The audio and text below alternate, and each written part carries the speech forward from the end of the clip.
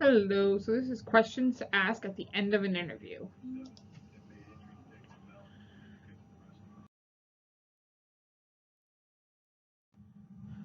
Job interviews aren't just a chance for your prospective employer to get to know you. They're also a chance for you to get to know the organization and people you're hoping to be devoting half of your working hours to. But the chance to ask questions usually comes at the end of an interview, which means that the questions you ask can have a huge impact on how your interviewers remember you. So choose your questions wisely.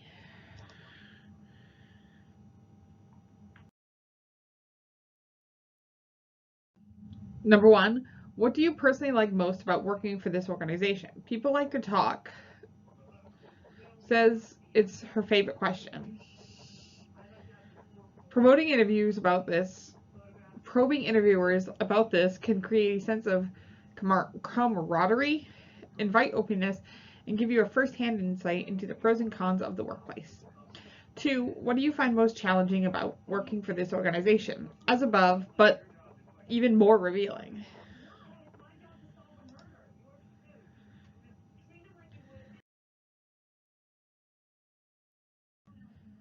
3, how would you describe your organization's culture? What would it be like to work in the organization on a daily basis? And what sort of policies are in place to encourage staff well-being? 4, can you tell me about the kind of supervision you provide? This is a great question for social and other community workers to ask. Getting good quality supervision is critical for social workers to reflect on the practice, develop their expertise, and provide high quality service to clients. 5. What have past employees done to succeed in this position? This is a great question. Even better if asked against current employees. It sets the candidate out as a high achiever as they are looking at what they need to succeed and hopefully achieve positive outcomes for clients.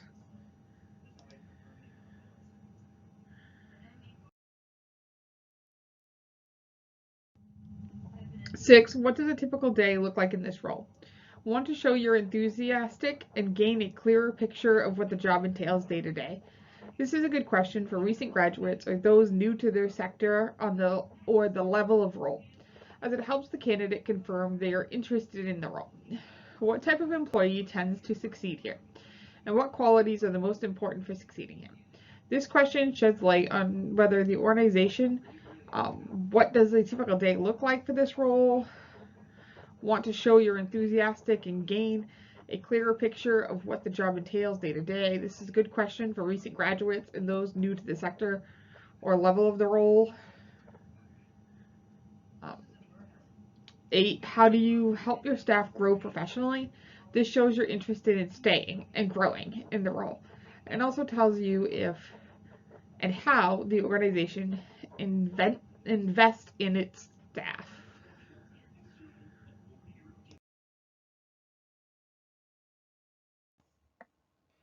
How do you respond to staff conflicts? Another great insight into the organization's culture and a way to show you know that dealing well with conflict is an important part of any high functioning workplace.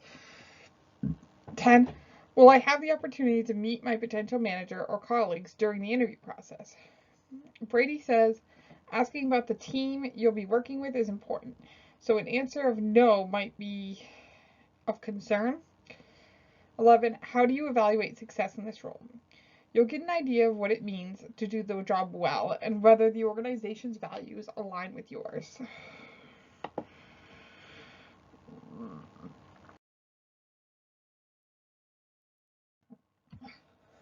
How is your organization addressing challenges in this field? Questions that tackle the problems and challenges specific to a role or the procedures of the organization itself show real innovative, according to Brady. For example, I love it when a candidate asks us about our resilience practice framework, she says. 13, what would you expect me to have achieved after 6 or 12 months in this role? It's great to know what the expectations are before you start, but it's also nice to know if the organization is organized enough to have thought about what they want from a new staff member before they begin interviews. 14, is this a new position? If not, why did the previous person leave? While it might be uncomfortable to ask, asking this shows you're on the ball and interested in how the organization works. Knowing if the person in the role before you was fired, promoted, or left on their own accord is valuable to know before you dive into the same position.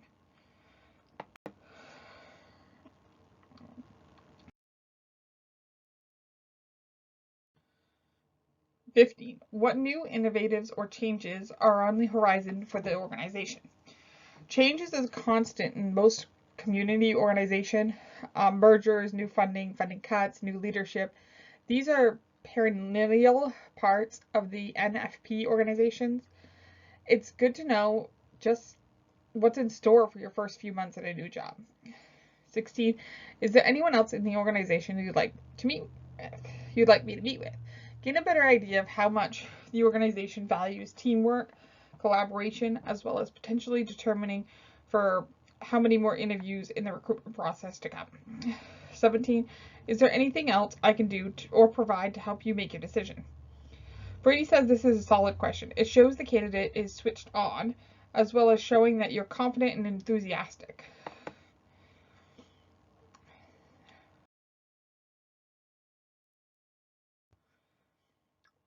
18. Is there anything we haven't covered that you think is important to know about working here? This is sort of a catch-all question that wraps up the interview nicely. This could answer questions you hadn't thought of to ask. 19. Do you have any hesitations about my qualifications or experience? And then finally, 20. What are the steps in your recruitment process before you can make it an offer?